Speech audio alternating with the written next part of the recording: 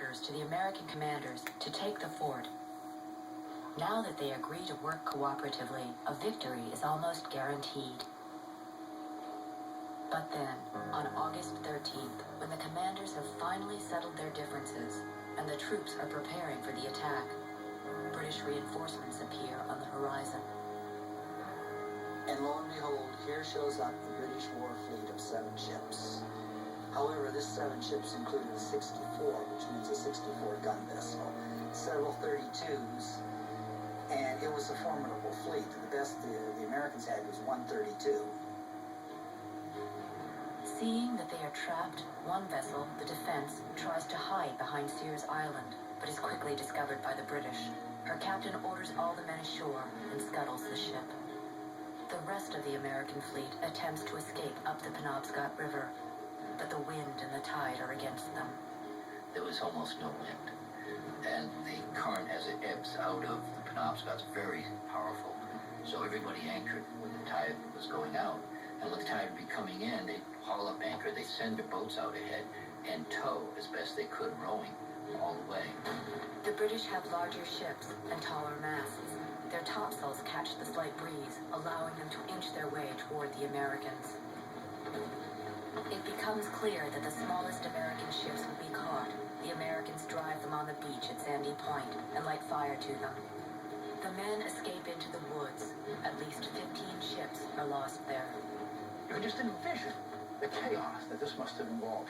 Ships sailing up, ramming one another in their haste to get ashore, troops mutinying against their own officers in their haste to get ashore and get back into the woods in safety and get out of the way of this formidable British fleet.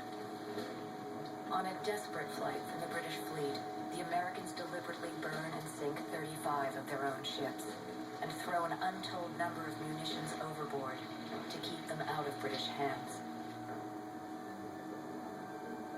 Maine's history has unlocked the secrets of the swivel gun that Brent Finney found. Now archaeologist James Hunter is clear that it once belonged to a desperate band of American rebels. Seeing it on the bottom, its provenience on the bottom, laying in a scatter of artillery and a scatter of munitions, gives you a real sense of what things were like in the very last hours of the Penobscot expedition for the American forces. They were panicked. They didn't know what to do. The British were coming up the river. They had nowhere to go. You know, there were 10 ships bottlenecked at the end of this river, and they didn't know what to do. And they figured the best thing that they could do was to take everything that they had that could be of use to their enemy and get rid of it, just throw it overboard. We always hear in history about how the Americans had it very difficult. You know, they were undermanned. They were underarmed. They didn't have a lot of money. They were not very well trained. And you see a swivel gun like this, which is clearly damaged. It was clearly cast wrong. And it was something that would have never made its way into a European army. And yet it's being used. And then I think it gives you a very tangible sense of the desperation that the Americans were enduring at the time.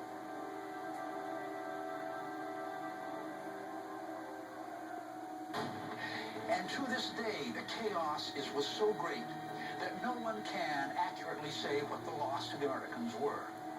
Nobody really knows, except that the army was totally dismantled by this experience. And Massachusetts was left with an horrendous bill because it had insured all these vessels.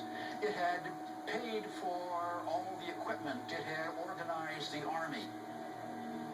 Because so many ships are lost during the expedition, Massachusetts is now liable for millions of pounds sterling. This cripples their ability to contribute to the revolution.